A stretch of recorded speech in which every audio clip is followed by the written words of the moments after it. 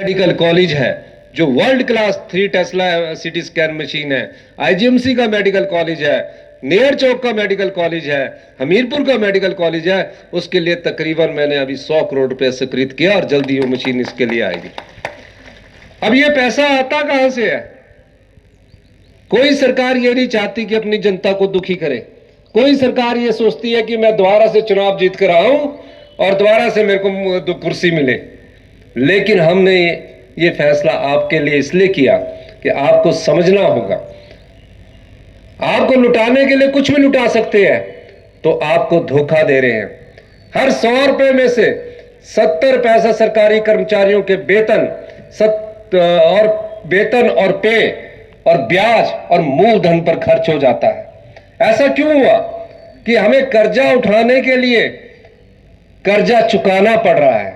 ऐसा इसलिए हुआ कि हम अपनी अर्थव्यवस्था को लुटाते गए, जनता की संपदा को लुटाते रहे, गरीब गरीब होता गया और धनवान बहुत बड़ी अधिक पैसे वाला हो गया।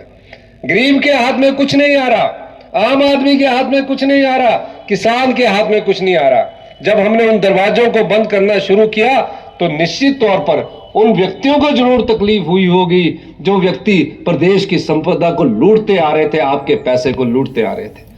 पर मैं इन चुनौतियों का सामना करने के लिए भी तैयार हूं।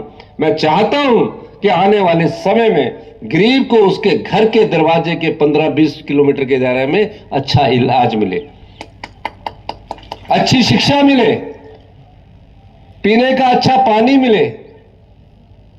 जो आपके पीने के पानी की शर्त थी कि 70 लीटर एक परिवार को मिलेगा, हमने उसको भी बढ़ाकर 135 लीटर किया। और मैंने कहा कि ये चुनने की बोरियां और क्लोरीन की बोरियां जो टैंकों में डाल देते हैं और पानी पीने के पानी की स्मेल भी क्लोरीन वाले पानी से आती है, चुनने वाली पानी से आती है, इसको बंद कर दिया जाए। जब टेक्नोलॉजी की बात की गई तो कहा कि करोड़ रुपया खर्च होगा। हमने फैसला लेना था, पैसे थे नहीं, लेकिन हमने फैसला लिया कि अब क्लोरीन और आने वाले समय में ये जो चूना टैंकों में डालकर आपके नलके में जो पानी आता है जिसमें स्मेल लगी पड़ी होती है, आप पानी पी लेते हैं लेकिन उस पानी में स्मेल होती है और उस पानी से ना जाने आपके शरीर में कौन सी बीमारी पैदा हो जाती है। जैसे जैसे शरीर आपका बुढ़ापे की तरफ जाता है और इस प्रकार पानी से बीमारी पैदा हो सकती है।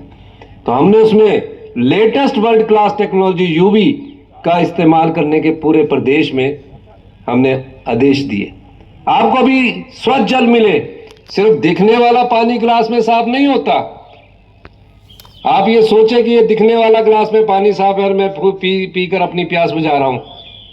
आपके पास क्वालिटी लाइट नहीं है, पढ़ने के लिए जो आपके चश्मे लग रहे हैं वो भी अच्छी लाइट नहीं है। ये एक समय था सुविधा चाहिए होती थी कि गांव में लाइट पहुंचे। ये कब कैसे होगा? कौन इसको लेकर आएगा? कौन इस पर विचार करेगा?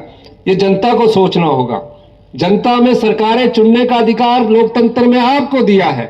आप सरकार चुनते हैं। सरकार का दायित्व है कि आपको इन सब चीजों से अवगत करवाए और ये सोचे कि हमें आने वाले समय में हमें अच्छा पीने का जल मिले, अच्छी शिक्षा नीति मिले, अच्छे हेल्थ सेक्टर में मिले, अच्छी रोशनी मिले और बच्चे पढ़ लिख कर हौसले से कहे कि मैं किसी भी नौकरी के लिए तैयार हूं।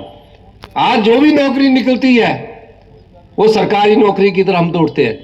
क्यों नहीं हम ऐसी नौकरियों के हम और रास्ते पैदा करते हैं?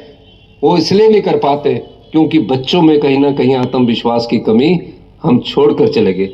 मैं भी आप जैसे परिवार से उठकर मुख्यमंत्री की कुर्सी पर पहुंचा हूं और मैंने ये देखा है जब आत्मविश्वास टूटता है उसकी दृढ़ इच्छा शक्ति कमजोर हो जाती है, उसका आत्मविश्वास कमजोर हो जाता है और जब किसी व्यक्ति का आत्मविश्वास कमजोर हो जाए वो अपनी राह को सीधे तौर पर चल नहीं पाता। आज समय है और इस समय को आपको समझना होगा, इसके साथ परिवर्तन लाना होगा। परिवर्तन प्रकृति का नियम है। अगर आप परिवर्तन लाते हैं, हिमाचल प्रदेश 2027 में समृद्धशाली प्रदेश होगा और 2032 में हिमाचल प्रदेश हिंदुस्तान का सबसे अमीर और समृद्धशाली राज्य बनेगा। लेकिन इसके लिए आप लोगों को भी साथ देना होगा सरकार का। हम छोटी छोटी चीजों में फंसकर राजनीतिक लाभ के लिए उसमें अपनी भावनात्मक बातों में बह जाते हैं। आज किसको कमी है?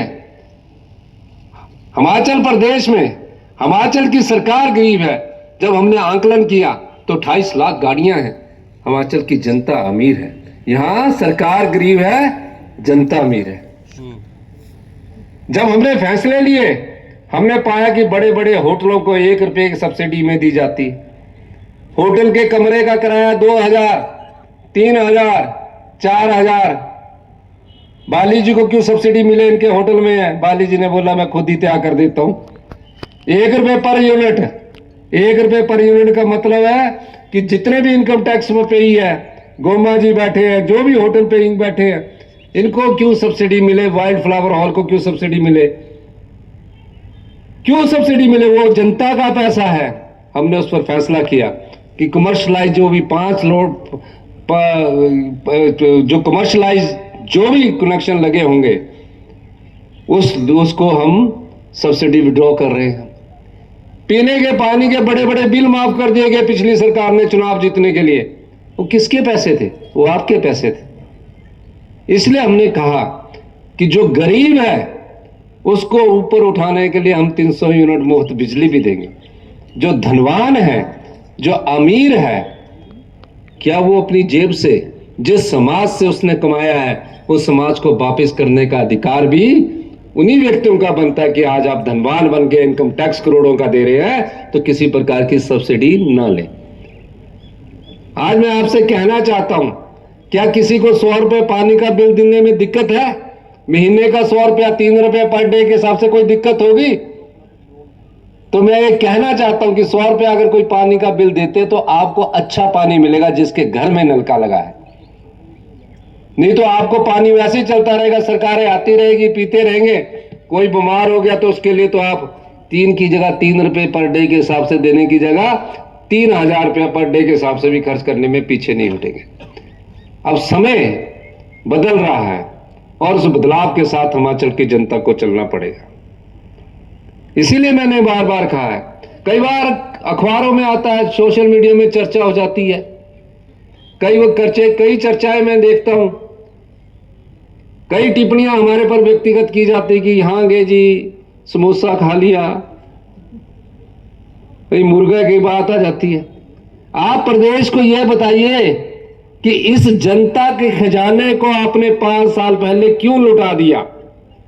आप प्रदेश को यह बताइए, पिछली भारतीय जनता पार्टी की सरकार, कि आपने राजनीतिक लाभ के लिए डबल इंजन की सरकार होकर भी प्रदेश की जनता को कंगाली के दरवाजे पर पहुंचाने का अगर कार्य किसी सरकार ने किया है, गरीब को कंगाली के दरवाजे में पहुंचाने का काम किया, तो वो भारतीय जनता पार्टी है। धनवान धनवान होता गया, गरीब और गरीब होता गया। इसीलिए हमने कई फैसले किए हैं, 100 के करीब नियम बदले हैं ताकि एक अर्थव्यवस्था में तेजी लाई जाए। आपदा प्रदेश में आई, भयंकर आपदा आई 2023 में, केंद्र की सरकार से कोई पैसा नहीं मिला। 23,000 घर पूर्णतः या आंशिक रूप से टूट गए। प्रधानमंत्री आवास योजना के तहत सिर्फ 1.5 लाख रुपया मिलता था। मैं जानता हूं कि प्रदेश की जनता में एक